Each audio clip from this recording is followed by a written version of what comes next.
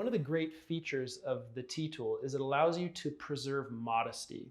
You can use it over clothing really easily, and in this case, we're going to be doing it on the pec muscle group. So it's a common practice for modesty's sake to, if you're working on a female, to have the female cover their breast tissue when you're working on the pec group. Now, I'm going to start by using the circular surface here, and you can either use this circular surface to compress the muscle tissue, or you can angle it and use this edge to do a sort of scraping style technique. So I can grab like this, totally hands off, and then work right below the collarbone on the pec muscles. And you can work where they attach into the shoulder, and then depending on the patient that you're working with, you can go all the way to the sternum.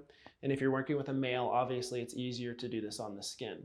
Now, if I wanted to do more of a scraping technique without having to switch the handhold, I'll just, instead of pressing down, I'll angle it this way, and that allows me to do a scraping style method on this patient. If I want to get more particular using the tool, I can use this thin beveled edge here, and I'll grab it like this, and I can work along the collarbone, I can work along the attachment point in the shoulder, I can pull toward me like this, and a lot of times this is a really nice way to use that beveled edge as a pulling toward yourself. It's very comfortable to perform and to hold the tool.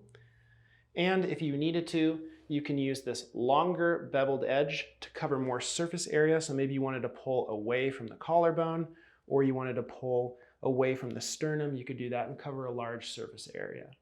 Now, there are times where you'll want to do ischemic compression. And for that, if you look here, you can see the thin beveled edge. Opposite to that, we have a blunt corner. And you can hold the tool any way that you want.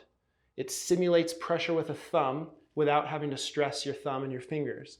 So I could press, for example, in different parts of the pec. That might allow you to access pec minor more easily, pushing through pec major.